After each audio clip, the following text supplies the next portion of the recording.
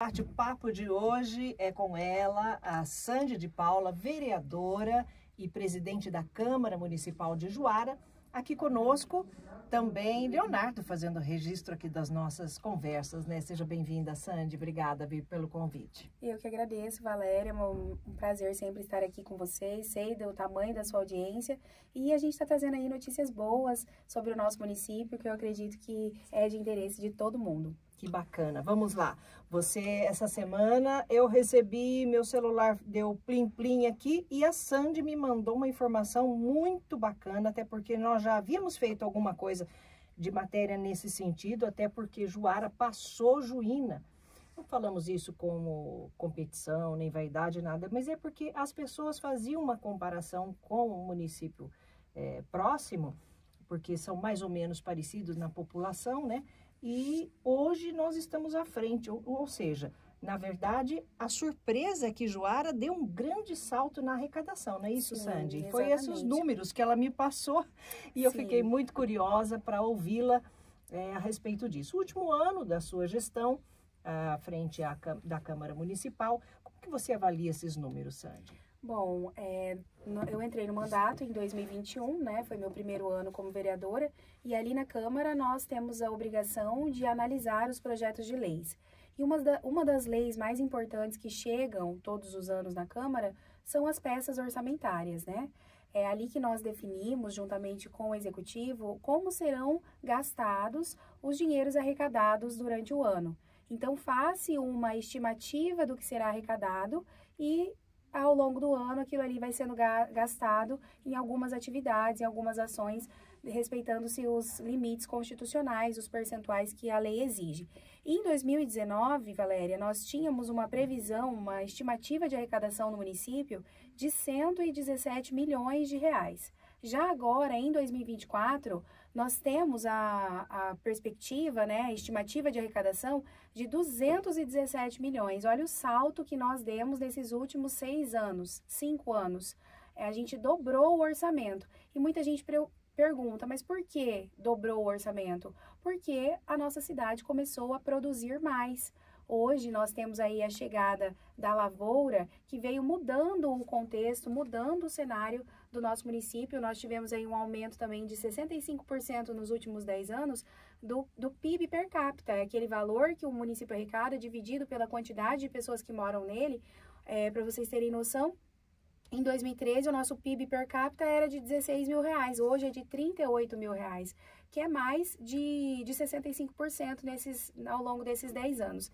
E essa mudança veio com o quê? Veio com essa produção agrícola que chegou no nosso município e com isso aumenta-se a oferta de serviços, né? Todo mundo começa a produzir mais porque é um ciclo. Vem o agricultor que se instala no município, ele consome no município, ele contrata pessoas do município, ele usa os serviços os diversos serviços, desde a alimentação, vestuário, que é consumo, na verdade, né? Usa para arrumar peças, enfim. E isso faz com que a arrecadação do município aumente. E, além disso, nós tivemos um aumento também do ICMS, que é revertido para o município, um percentual, do FPM, que é o Fundo de Participação dos Municípios. Cada município recebe esse percentual de acordo com o que produz e com a quantidade de habitantes que tem no município. Essa informação é passada, inclusive, pelo IBGE anualmente para o governo federal. Enfim, então nós tivemos aí essa grande mudança no nosso contexto.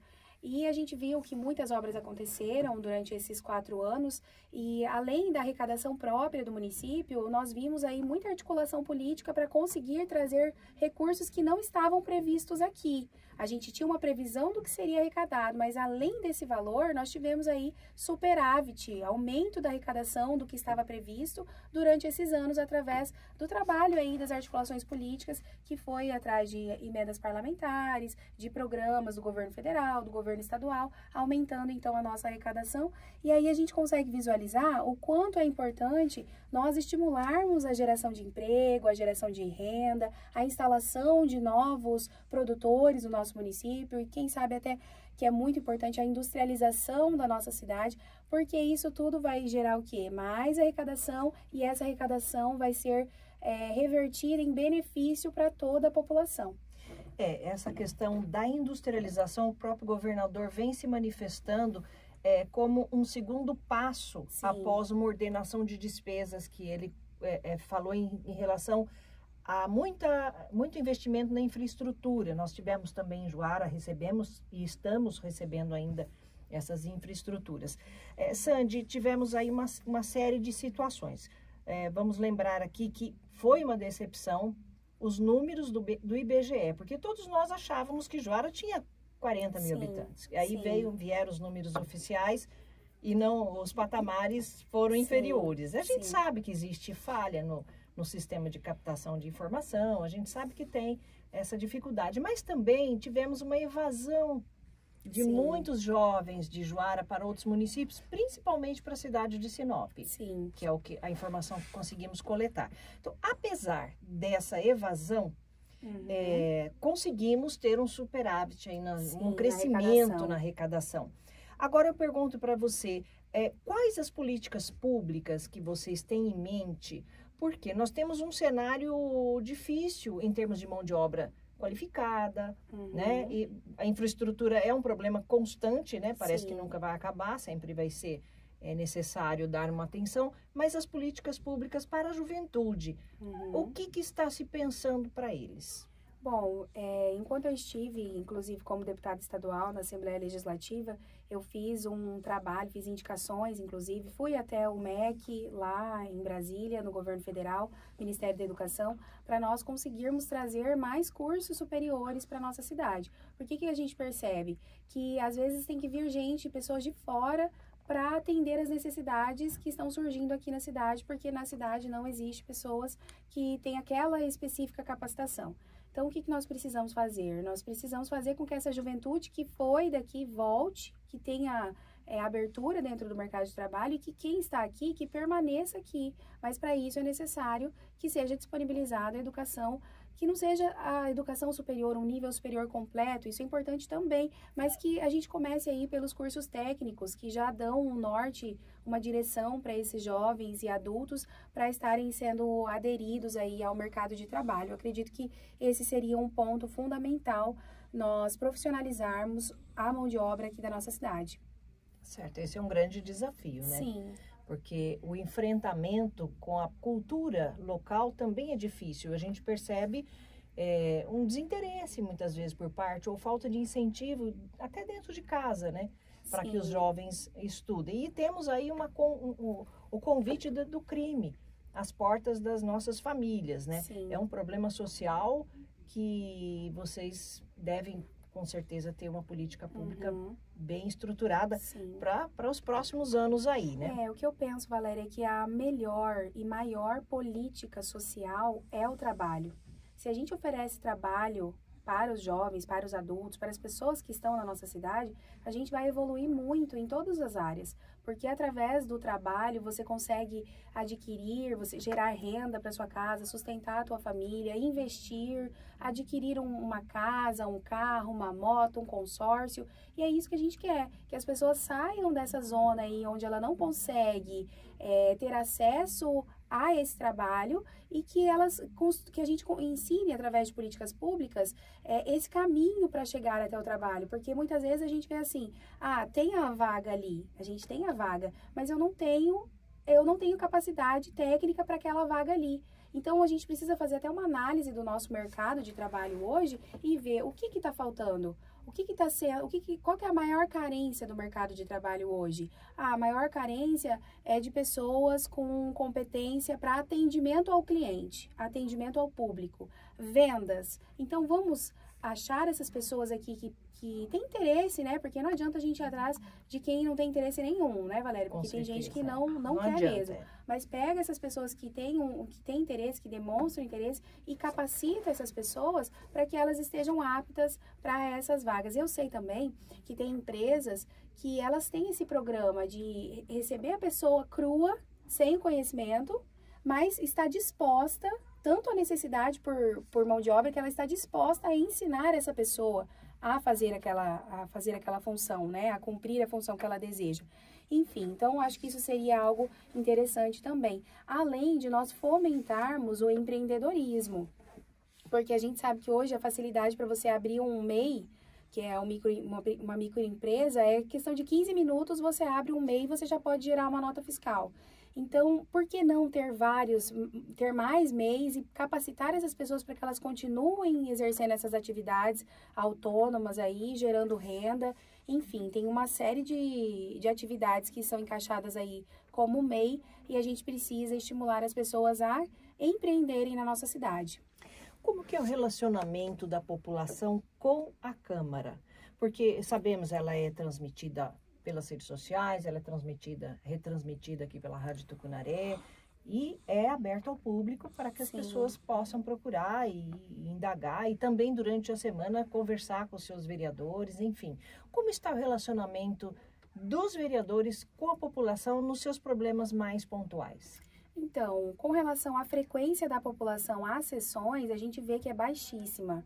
Inclusive, eu sempre peço, tira uma foto do plenário com data e horário, porque eu quero mostrar para a população a frequência das pessoas. Não tem ninguém, muitas vezes não vai ninguém nas sessões. E aí as pessoas acabam não acompanhando o trabalho do vereador. Sei que elas ouvem muito pela rádio, porque eu converso com várias pessoas, às vezes eu recebo uma mensagem, estou ouvindo a rádio na terça-feira à noite, Rádio Tucunaré, estou ouvindo a rádio, eu acabei de ouvir você falar de tal assunto. Isso me deixa feliz, porque eu sei que tem pessoas interessadas no que a gente está falando. E quando a gente recebe uma pessoa que nunca foi na Câmara também, igual eu recebi esses dias atrás, ela falou assim, nossa, eu fiquei encantada com aquela organização da sessão, com aquela dinâmica que é uma sessão, das pautas que vocês abordam, de que vocês falam. Mas o que acontece? Hoje nós estamos numa nova era, né? Onde a informação, ela flui muito rápido e a gente tem acesso às pessoas muito facilmente. Então, as pessoas mandam muita mensagem pra gente. Não somente eu, mas os outros vereadores também recebem mensagens o tempo todo e as pessoas vão trazendo ali as demandas delas e nós vamos transformando isso em ofícios, indicações, requerimentos. E eu acredito que a gente tem aproximação com a população, mas a frequência na sessão da população estar presente ali é baixíssima, infelizmente. Mudou o comportamento, assim, Mudou. das pessoas. E a gente tem a transmissão ao vivo também, que eu sei que tem muita gente que assiste. Às vezes tem 20 pessoas assistindo online e ninguém dentro do plenário. Né? Uhum. Bem, falando de justamente do início de uma sessão, me chama muita atenção e eu queria que você explicasse para os nossos ouvintes, tem-se que o Estado é laico. Uhum. E que então ninguém pode misturar religião, mas a Câmara começa com uma palavra da Bíblia. Sim. Por quê? Vamos explicar para as pessoas. Então, é uma tradição? É uma tradição dos poderes legislativos no Brasil inteiro. Inclusive, a gente começa assim, sob a proteção de Deus, em nome de toda a comunidade juarense, declaro aberta esta sessão. E aí, convido um vereador para fazer o uso da palavra para ler a Bíblia, né? Eu acho que apesar dessa... Você particularmente gosta? Eu gosto, eu amo, na verdade, acho extremamente importante. Alguém contesta essa abertura? Não, ninguém nunca contestou, mas eu sei que em alguns municípios já houve pessoas que contestaram, foram para a justiça e conseguiram tirar isso da Câmara. Que pena. Eu acho que tem coisas muito mais dignas de serem discutidas. Isso daí a gente está lendo a palavra de Deus e só tem coisas positivas. Ofende ninguém, não né? ofende ninguém, exatamente. Então, eu acho muito bom e a gente sempre ouve ali reflexões importantes ali para o nosso trabalho, através da palavra. Tá certo. Bom, voltando aqui aos nossos números, por sinais muito bonitos, porque a gente fica contente de saber que temos um município equilibrado, com contas equilibradas. O trabalho, né, que evidentemente não é só do executivo, nem só do legislativo, mas de da população, um conjunto de ações, e que ainda que existam diversidade de opiniões, muitas vezes até algum estremecimento em determinados pontos, mas todos foram coesos, né, durante essa gestão em trabalhar pelo município. Não houve, pelo que se sabe, nenhuma atitude paralela no sentido de tentar impedir uma ação que fosse boa para o município, né, Sandy? Sim. A Câmara ela teve o tempo todo trabalhando com celeridade para atender a população. E a gente sabe que as demandas que vêm do Executivo, os projetos de leis que vêm de lá, são para o bem da população. Então, a gente faz nosso trabalho de analisar aquela legislação, corrigir alguma falha ou outra, pedir esclarecimento a respeito de uma questão ou outra, até mesmo para a gente entender sobre o que nós estamos votando, mas a gente nunca, de forma alguma, bloqueou, atrapalhou, enrolou, porque a gente sabe que para além da política, nós estamos lidando com o cidadão, e o que a gente quer é que esse cidadão que está lá na ponta, que vai ser beneficiado através daquele projeto de lei, seja de fato beneficiado, né? Que não fique ali sendo tirado direitos dele, porque a Câmara está demorando para analisar um projeto de lei que seja. Então, a gente teve esse trabalho, assim, de bastante maturidade. Eu entendo que seja uma Câmara madura, que não ficou usando o poder pelo poder. Muito pelo contrário, o que nós podemos nos debruçar para trabalhar pela população, todos fizeram ali. Você que é a sua primeira gestão, você quando entrou e hoje, Sandy, o município teve um salto de 65%. E para Sandy, você, numa autoavaliação como política, qual a sua avaliação em termos de progresso, de conhecimento, de experiência? Valéria, foi muito conhecimento, foi uma evolução muito grande. Você acompanhou tudo isso, né? Viu como eu entrei na política, às vezes sem experiência, pensando que as coisas eram de um jeito, na verdade elas são de outras. A gente às vezes vem querendo impor a nossa vontade a qualquer custo, e isso não funciona na política. Você precisa de diálogo, você precisa sentar na mesa com quem você nem concorda, mas você tem que sentar com aquela pessoa na mesa, porque foi a população, o povo que escolheu ela para estar ali. Então, a gente precisa ter esse jogo de cintura muito grande dentro da política, saber dialogar, construir pontes, não somente aqui no município, mas também a nível estadual, a nível federal. Isso é extremamente importante para que as coisas fluam dentro do mandato, né? Dentro do seu trabalho, do trabalho que você propôs em fazer. Mas o meu grau de amadurecimento, assim, eu fico impressionada, porque a minha cabeça era outra quando eu entrei no mandato. Eu lembro que eu fiz um vídeo na época, bem assim, expondo um vereador, expondo... Aquilo lá me custou caro, porque depois para você construir os cacos, pegar os cacos ali, você vai ter que passar mais 4 anos com a pessoa. Para você juntar esses caquinhos e continuar essa história, é super complicado. Passar um pano e recomeçar é difícil, exato. Né? Então, na política, a gente precisa ter maturidade e saber lidar com todo mundo que está ali, independente... Tem que educar o fígado, vamos dizer assim. Exatamente, educar o fígado. Essa é uma boa tática. Dá certo. Bom, todo o trabalho tem seus louros, tem suas dificuldades, isso faz parte, ainda mais quando se lida com pessoas, né? Porque cada um tem uma forma de pensar. Dentro do trabalho, das demandas que você recebe, que os outros vereadores recebem, como vocês administram dentro essa? Porque todos são abordados. Muitas vezes as pessoas abordam 2, 3 vereadores pelo mesmo assunto, né? Uhum. E todos vocês correm atrás, porque a ideia de quem pede é que vocês todos se mexam por ele, né? Por aquela causa do bairro, enfim. Como vocês se organizam na hora de correr atrás das demandas para não ficarem se debatendo com as mesmas pautas? Então, a gente recebe, como você disse, as demandas, às vezes vem uma pessoa atrás de 3 vereadores, e a gente conversa muito também. A gente se encontra lá na Câmara e fala, tô com essa situação aqui, você recebeu alguma coisa nesse sentido? Recebi também, já falei com fulano. E aí, sempre o nosso trajeto recebo a demanda e vou atrás do executivo, porque é o executivo que tem poder para resolver o problema, né? E aí, ali no executivo, a pessoa fala, por exemplo, vou falar com alguém da saúde, falo com a secretária de saúde sobre um caso. Ela falou, já falou comigo, vereador Marquito, vereador Leoboy, vereadora Mônica, sobre o mesmo caso. E aí eu falo, e aí, como é que tá a situação? Aí você reporta de volta a pessoa, já tem outros vereadores cuidando desse assunto. Enfim, então no dia a dia, com as demandas que aparecem, é assim. Agora tem outras pautas que a gente sabe que cada um tomou uma frente. Por exemplo, o vereador Léo Boy, ele tomou a frente da construção da escola militar, da nova escola militar. Então, eu acompanho o que ele está fazendo, eu pergunto para ele o que ele está fazendo, mas eu não vou lá e vou falar, não, vou fazer uma reunião lá na SEDUC e não vou te chamar. Entendeu? Entendi. Não é isso, a gente não faz.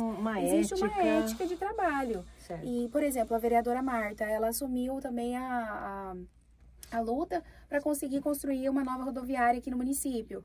A gente sempre acompanhou o que ela estava fazendo, ela sempre foi nos informando, até que conseguiu aí ser aprovado lá no Ministério do Turismo o projeto de 2.900.000 para a construção de uma nova rodoviária aqui em Juara.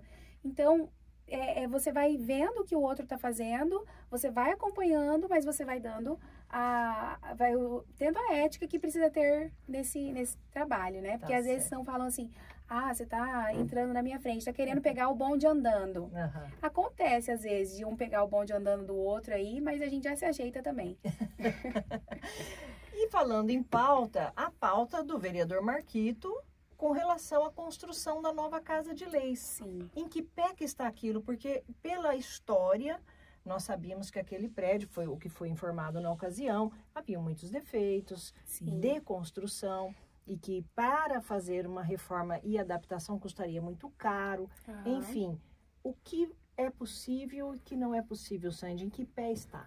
Então, de fato, é uma pauta do vereador Marquito, ele vem debatendo isso desde o primeiro mandato dele, que passou para a prefeitura, depois pediu de volta. Foi uma grande novela esse prédio, que infelizmente quem perde é a sociedade, né? E a gente vê ali tanto recurso público investido numa obra parada. E a gente precisa ter responsabilidade com esse recurso público também. E aí, assim, nós retomamos, eu, enquanto presidente da Câmara, em 2023, assumi a presidência e nós começamos do início. Peraí, primeiro ponto, nós precisamos ver qual é o problema dessa obra. Então, nós contratamos uma engenheira para fazer um levantamento do que servia e do que não servia.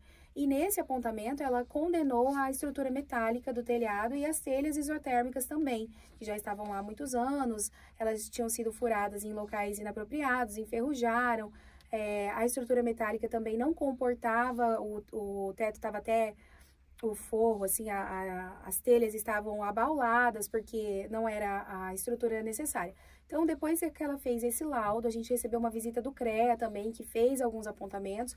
Nós decidimos tomar, então, as próximas decisões dentro do nosso orçamento. Por quê? A gente não tem um orçamento grande igual ao do Executivo. A Câmara, ela pode receber da Prefeitura, do Executivo, até 7% do orçamento. E nós não recebemos nem isso, a gente recebe 4 e poucos por cento da Prefeitura. Então, dentro desse orçamento, nós temos que pagar a folha de pagamento dos servidores, dos vereadores, fazer funcionar toda a estrutura legislativa, pagar aluguel, inclusive, que é pago ali no prédio ao lado, e tentar retomar a obra, né?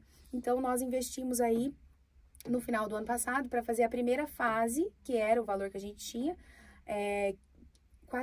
quase 500 mil reais, 487, alguma coisa assim, não me lembro exatamente, 500 mil reais que seja para a retomada dessa primeira fase da obra. E agora está sendo concluída ali, tanto a nova estrutura metálica do telhado, como as novas telhas, uma drenagem das águas pluviais com uma cisterna, inclusive, para guardar essa água, e também o contrapiso, porque antes era terra, e aí foi feito o contrapiso agora e já tá assim, já mudou a cara da obra.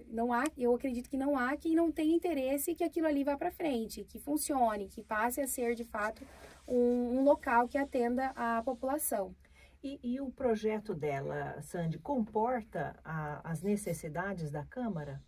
Então, com o passar do tempo, porque isso começou lá em 2012, a gente viu que pela estrutura que a gente tem hoje ali, que a gente ocupa quase 900 metros quadrados do prédio do Baxega, mais uma outra área, que é a área do plenário, e ali dentro da construção que existe hoje, que é a obra que a gente retomou, já não comporta mais, nós precisaríamos de uma ampliação dentro daquele espaço. Então, nós estamos trabalhando também nessa possibilidade, além de que o terreno, são 2 terrenos na frente e 2 terrenos atrás.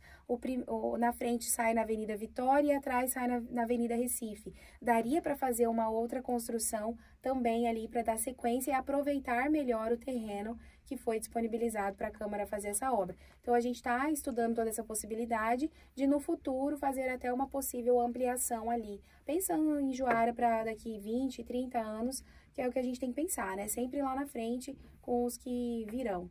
Tá certo. Sandy, alguma coisa que eu não perguntei?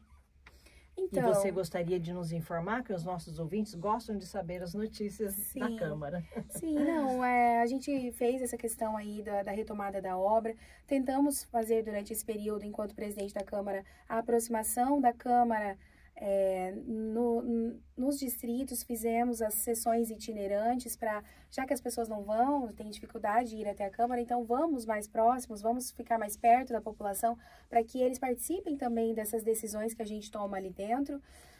Nós também fizemos um uso maior das redes sociais, do Instagram, Facebook, YouTube, que a gente já tinha, né? Mas a gente começou a produzir mais conteúdo para as pessoas entenderem o que nós estávamos votando, para também saber a opinião delas sobre o que estávamos votando, realmente para trazer a Câmara para mais perto da população durante esse período. Nós também fizemos algumas reformulações ali dentro, tanto no quadro de pessoais, quanto na questão de informatização, uso de sistemas para diminuição de papéis. A gente está trabalhando nisso ainda, né, para tentar modernizar toda a gestão do Poder Legislativo.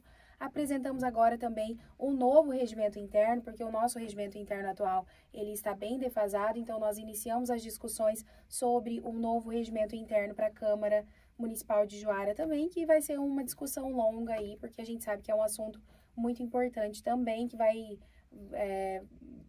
afetar os próximos vereadores, né, que virão no futuro, porque muda alguns aspectos do processo legislativo, claro que obedecendo sempre o que diz a Constituição Federal. Então, foram essas as ações, e com relação a Juara, eu até trouxe aqui algumas informações que eu acho importante, Valéria, que eu, inclusive, escrevi um livro, um e-book, que é Vale do Arinos, Desafios e Oportunidades. Fiz o lançamento dele lá na Assembleia Legislativa, enquanto estive lá como deputada. E uma coisa que me chamou muita atenção nesses estudos que eu comecei a fazer é que, para vocês terem noção, Juara tem 6 vezes mais o tamanho de Lucas do Rio Verde, 5 vezes mais o tamanho de Sinop, mais que o dobro da área de Sorriso, que é o maior produtor aqui do nosso país de grãos, né? E mais que o dobro de Nova Mutum. Então, a gente viu que os municípios que se desenvolveram ali, que estão localizados nas margens da 163, eles se desenvolveram mais rápido. Mas hoje, nós somos os próximos, entendeu? Eles cresceram o que tinha para crescer. Cresceram o que tinha para crescer, não tem mais para onde ampliar. E Juara, como todo mundo fala, é a bola da vez. E por que é a bola da vez? Porque, para vocês terem noção, nós começamos o nosso cultivo de grãos aqui em 2012, 2013, com uma área de 5.000 hectares de soja plantada.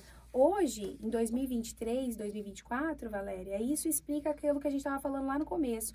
Nós saímos, então, de 5.000 hectares e estamos em 103.000 hectares hoje. Isso é dado do IMEA, do ano de 2023, 2024. E detalhe, nós, além desses 103.000 hectares, nós temos ainda a possibilidade de plantar mais 550.000 hectares sem derrubar nada, é só de área aberta.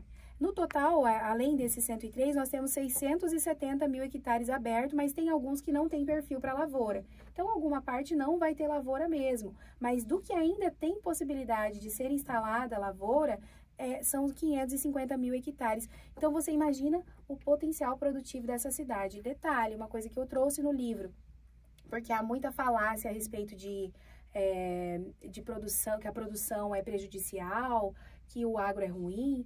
Para você ter noção, a gente tem 65% da nossa área de floresta nativa, que nunca foi derrubada e que provavelmente não será, porque a legislação ambiental é extremamente rigorosa. E a gente consegue produzir tudo isso daqui em 35%, Valéria. Então, veja bem, nós somos um exemplo de cidade, de região, que produz muito e preserva muito mais. Então, eu acredito, que é muito assim, importante até para comercialização. Exatamente, com todas as barreiras que estão querendo criar, né? Mas isso a gente sabe que é um jogo de mercado, justamente para funilar os fornecedores e aumentar o preço, enfim. Isso é outra história. Mas eu acredito muito na nossa cidade, eu acredito que a gente está evoluindo. Claro que demorou, né? São 40 e tantos anos, mas a gente está num momento, assim, de uma evolução muito rápida e eu acredito que nos próximos anos nós vamos ver a nossa cidade com outro perfil totalmente diferente. Por isso que nós precisamos de bons administradores também para o nosso município. Tá, isso é muito importante. Sandy é pré-candidata a prefeita aqui em Juara. Sim. E aproveitamos para informar também o ouvinte que pela legislação eleitoral, infelizmente, rádios e televisões não poderão fazer propaganda e nem anúncios de forma alguma institucionais, Sim. seja do poder legislativo, ou do executivo, municipal ou estadual. É uma legislação, nós vamos ter que seguir, evidentemente. Isso vale só para rádio e televisão, mas não poderíamos deixar de entrevistá-la, porque Sim. é importante passar. Nós só vamos poder conversar aqui na rádio outra vez só depois da eleição, Sim, né, Sandy? Exatamente. Tá certo. Então, enquanto vereadora, presidente da Câmara, ela nos traz muito boas notícias e, claro, depois que as coisas se consolidarem na campanha, uma vez consolidada a sua candidatura e dos demais, vamos poder também entrevistá-la na condição de candidata aí, então. Sandy, muito obrigada pela sua vinda aqui. Foi muito produtiva a sua entrevista com informações importantíssimas. E eu peço para você o seu e-book. Eu preciso desse e-book. Essas informações você me cede para que eu publique para as pessoas? Sim, que são maravilha. Todas com base no IMEA, no INDEA, no IBGE. Então, são dados sólidos, né? Reais mesmo. Pode ficar à vontade, pode usar. Tá certo, Eu Sandy. agradeço muito a oportunidade mais uma vez, Valéria. E espero estar aqui novamente em breve para falarmos de outros assuntos também que são importantes para o nosso município. É isso aí. Muito obrigada a vocês que nos acompanharam. Tenham todos uma boa tarde.